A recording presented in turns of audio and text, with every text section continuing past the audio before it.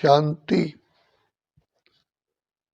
परम पिता परमात्मा को हम सब आत्माएं बहुत काल से पुकारते आए कि हे विधाता, हे सृष्टि को बनाने वाले पिता, हमारा भाग्य ऊंचा बनाओ, हमें सुख शांति खुशी दो। रोज आरती में भी कहते हैं, सुख शांति संपत्ति घर आवे, कष्ट मिटे सब तन के। हम डेली प्रार्थना करते हैं तो परम पिता परमात्मा जो हमारे सच्चे सच्चे सच्चे सच्चे पिता हैं, हमारे जिए दाता हैं, प्राणों के प्राणेश्वर हैं, मुक्तेश्वर हैं, पाप कटेश्वर हैं, वो दया के सागर हैं, प्रेम के सागर हैं। तो प्रेम के सागर, दया के सागर पिता परमात्मा आकर के हम बच्चों को बहुत सहज रास्ता बताते हैं कि बच्चे, तुम आत्माएं मेरे को भूल गई हो, क्योंकि परिचय नहीं है। याद तो करते आए लेकिन भिन्न भिन्न तौर तरीके से याद किया, पहचान थी नहीं, कभी कहीं हमने धक्के खाए। गीता में भी लिखा हुआ है और सत्य भी है कि अर्जुन, मैं जो हूं जैसा हूं, मेरे उसी रूप को जान के पहचान के याद करने से मेरी और मेरे धाम की प्राप्ति होती है। अब आप देखिए, किसी व्यक्ति से हमें मिलना होता है, प्राप्ति करनी होती है, तो उसका परिचय तो चाहिए ना। बिना परिचय के हम कैसे उससे मिलेंगे। और पिता परमात्मा को हम, क्योंकि वो पिता है, तो पिता जब तक के अपनी पहचान ना दे, बच्चे कैसे पहचान सकता है। तो या तो माँ पहचान देती है कि ये तेरे पिता हैं। तो पिता स्वयं परम पिता परमात्मा इस सृष्टि पर आते हैं और प्रजापिता ब्रह्मा के मनुष्य रूपी तन में प्रवेश करके हमको पहले अपनी पहचान देते, तुम कौन हो। फिर खुद की पहचान देते हैं, मैं कौन हूं। फिर हमें अनादि काल की पहचान देते हैं और बताते हैं कि बच्चे, तुम तो सर्व शक्तियों से, सर्व गुणों से भरपूर थे, तो अब मैं आया हूं तुमको फिर से बहुत सहज तरीका बताता हूं। तो शिव बाबा कहते हैं, और कुछ भी नहीं करना है, केवल तुमने मुझे अनादिकाल से कहा, तुम मात पिता हम बालक तेरे, तुम्हारी कृपा से सुख घनेरे। लेकिन अब अपने आप को अपना छोटा बच्चा समझ करके मुझ पिता को याद करो। ये बुद्धि का कनेक्शन है। तो जैसे बिजली का कनेक्शन हम पावर हाउस से करते हैं तारों के द्वारा, और घर में लाइट आती है, हम कुछ सारे काम कर सकते हैं। यहाँ भी अपने प्यारे प्यारे पिता को याद करने से ही हमें जन्म जन्म के हमारे पाप नाश होते हैं, हमारे अंदर अपने आप ही दिव्यता प्रकट हो जाती है। तो जैसे मोटर की बैटरी डायनेमो से जोड़ते हैं तो 6 घंटे बाद वो फिर से चार्ज हो जाती है। और मोबाइल भी हम अपना डेली चार्ज करते हैं तो वो भी चार्ज हो जाता है।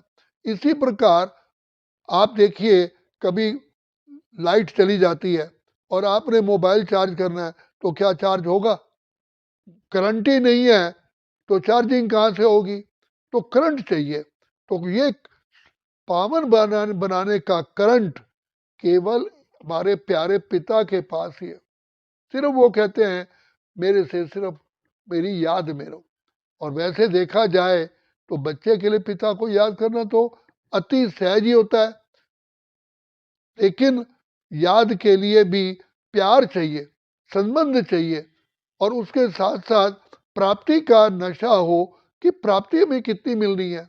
तो शिव बाबा हमें बताते हैं कि बच्चे, मैं तो तुम्हारा पिता हूँ, मैं दुख हरता सुख करता हूँ, मैं तुम्हारी बिगड़ी को बनाने वाला हूँ, मैं भाग्य विधाता हूँ, सारी समस्याओं को हल करने वाला मैं हूँ, मैं तुम्हें हर प्रकार की सुख देने के लिए, बहुत काल चिरकाल के लिए रास्ता बताता हूँ। तो ऐसा प्यारा जो हमारा वास्तविक पिता है, हम उससे ही नाता तोड़ बैठे हैं। क्यों तोड़ बैठे हैं? क्योंकि हम अपने को ही भूल गए, अपने को भी खो गए। कह रहे हैं ये मेरा शरीर है और फिर अपने को शरीर समझ बैठे। यही तो भूल है। अब आप बताइए, क्या कार का ड्राइवर कहेगा मैं कार हूं? अगर वो कहता है मैं कार हूं, तो आप क्या कहेंगे कि भाई इसका दिमाग ठीक नहीं है, मेंटल है। हम आत्माएं भी अपने को भूल गई। तो जब अपने को भूल गई तो पिता तो स्वाभाविक रीति से भूल जाएगा। तो पिता को याद करने का एकमात्र सहज तरीका है, बस बार बार अपनी स्मृति में लाओ।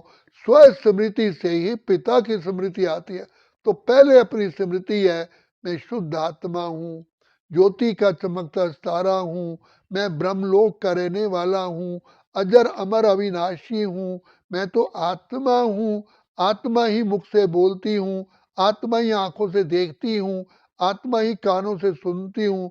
सुनने वाला, देखने वाला, बोलने वाला, चखने वाला, मैं आत्मा हूँ। लेकिन देह के द्वारा मैं देह नहीं हूं। लेकिन आज हम गलती से अपने को देह समझ बैठे और देह समझने से ही देह की दीवारों के अंदर फंस गए। तो जैसे कोई व्यक्ति किले में फंस जाए और कहे मुझे बाहर निकालो, बाहर निकालो, और हो अंधा, तो कैसे बाहर निकलेगा? तो ऊपर से आवाज आती है कि दीवार को छू करके देखो, एक रास्ता मिलेगा, तो उस रास्ते से बाहर निकल जाना। लेकिन जब आता है तो उसकी बुद्धि कहीं अपने शरीर की तरफ चली जाती, खुजली लग जाती है, तो खुजते हो फिर रास्ता भूल जा। ऐसे ही हम आत्माएं भी देह की टंटों में, देह की बातों में फंस जाते हैं।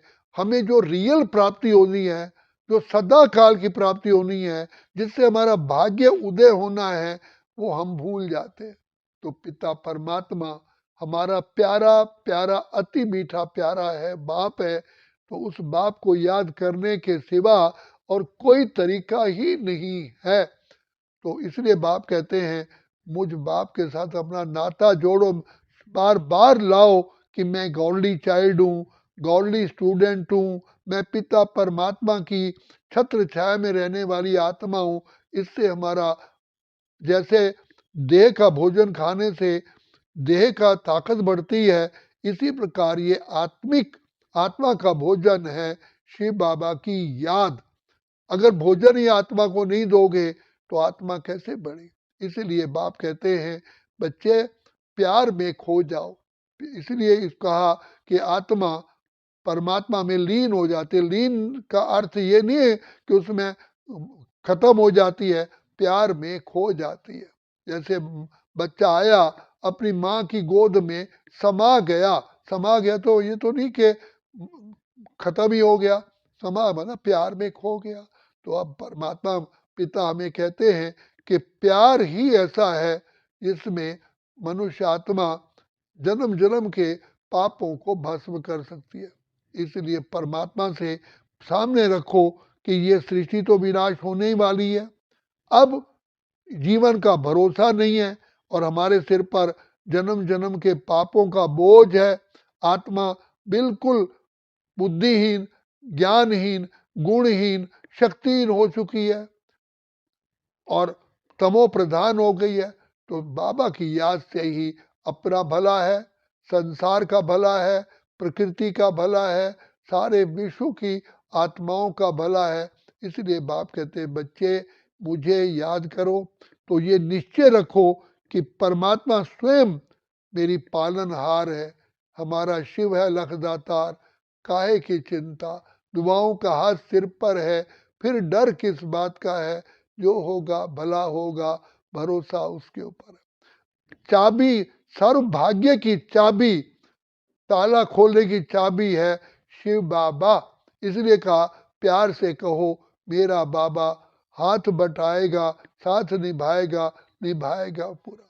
ये हमारे जीवन का अनुभव है।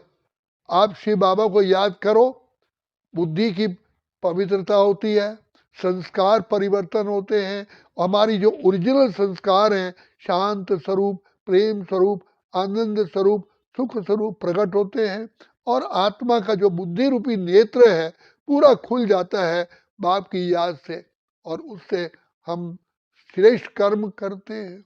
आत्मा में बल भर जाता है और अपने आप ही परमात्मा पिता हर प्रकार की हमें मदद करते हैं। तो कहा ना, द्वार दया का जब तू खोले, कंचन स्वर में गूंगा बोले, अंधा देखे लंगड़ा पहुंचा चल के काशी रे।